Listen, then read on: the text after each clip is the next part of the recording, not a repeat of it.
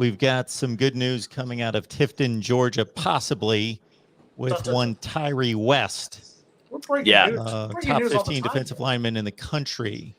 Yeah, this one, it's not fully breaking news, something that's kind of been developing. He was expected to come to the Miami game, didn't show up, but he was at practice for the entirety of today. Spent time with Ryan Bartow, along with Kenyatta Watson, two guys that are experts in their field at recruiting and take care of a lot of the high school relationships there with the players and host them.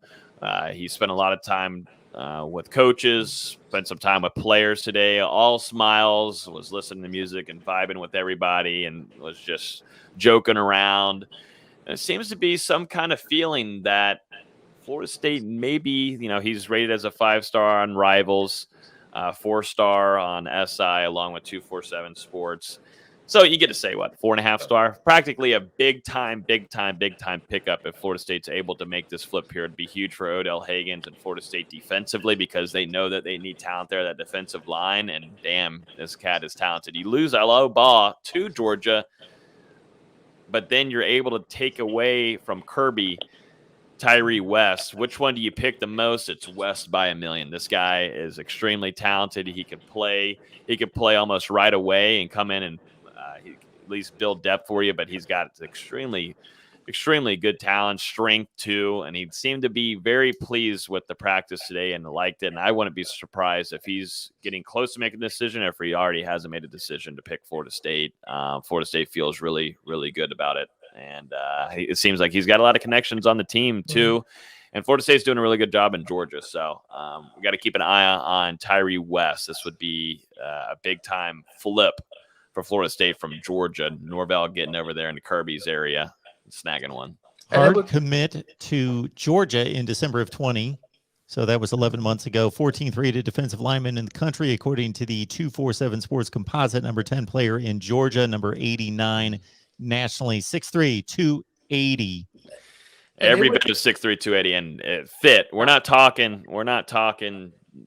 big boy, got the belly and everything. This is a guy that takes care of his body, and that's got to stand around him good amount of time for the couple hours we're at this morning. It's a big boy. And he would just be added to. You saw the number of recruits who were out there. For anyone who says the Miami Florida State game doesn't matter anymore, the amount of recruits that were out there on Saturday and the commitments.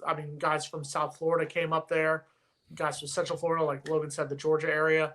It was a phenomenal, and I think Florida State's going to come out victorious. But before we lose you, Logan, I'm going to ask you a question. I'm putting you on the spot. You've been on the Jordan Travis train all season. Yep.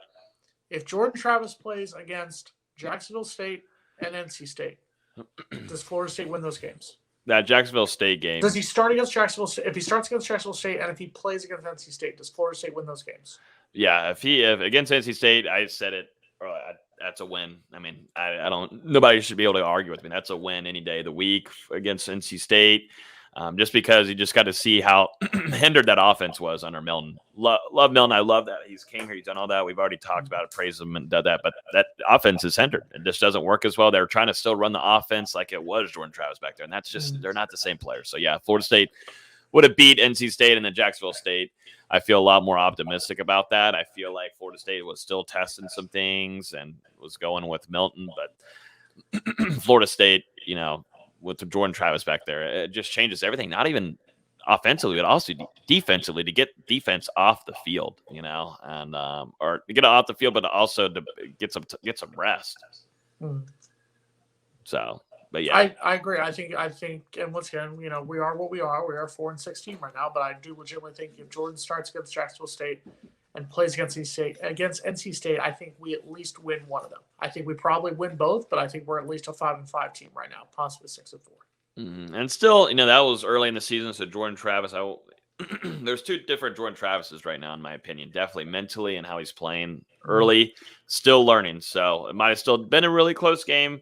Maybe against Jacksonville State, I don't know. That was just really kind of whooped after facing Notre Dame, a little letdown one there. And there's just two different ones. That was a really still learning, developing. This is his true first season starting as a quarterback, and now to where he is now. If I were to take this quarter two, Jordan Travis, and play something against Jacksonville State, that game would have been over by halftime, just like how they did against UMass. So, give us your pick. Give us your pick for this week. Florida State in Chestnut Hill against Boston College.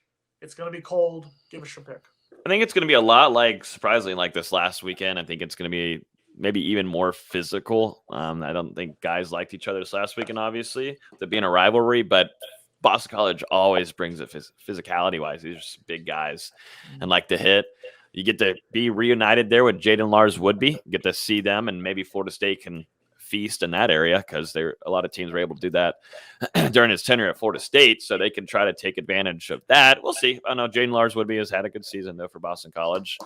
But I do think Florida State wins this one, which would lead up for a big-time, gigantic matchup in Gainesville, fighting for a big-time I'm about to say playoff berth, but bowl game eligibility. I've got Florida State winning this one. 34-28. 34-28 Florida State Seminoles. All right. I'm in the same ballpark as you. I think Florida State is going up against a team.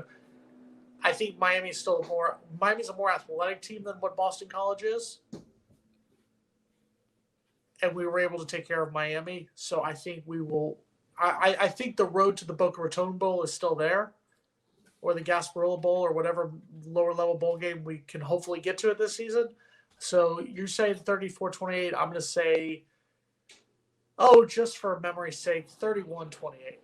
Sounds like a good score. Sounds like a really good score. I like that one. Yeah. It's beautiful. Somebody here liked 31-28 last week, and it worked out for them. Yeah, it did. Hey, nice. I should have put the money down on it. Woo! God dang it. Logan Robinson, Knoll game day. Got to join him there. Do you have you got basketball tonight. So do you have a show tonight? No show? No shows anymore on Wednesday nights. Now Thursdays at 8 o'clock. So Thursday at 8 right here on YouTube. Yep. Go to Patreon, join the Discord. Yes, the Discord. And it's popping. Tyre West had a lot of good scoop in there from earlier today, so I definitely would jump in there while you can. Who's got access to the Discord now? Mark's in there. I'm in the Discord. Mark's in there. It's a party. I will get in there and hear about Tyre West, the latest on Tyre West, what's going on at practice, prep for BC. Good stuff. Logan's going to buy me a subscription for Hanukkah. So there we go. Coming up. That's right. All right. Enjoy the hoops. Where are the Knolls playing tonight? They've got Tulane. All right. The green wave. All right. Beat them worse than Oklahoma did. Yes, we will.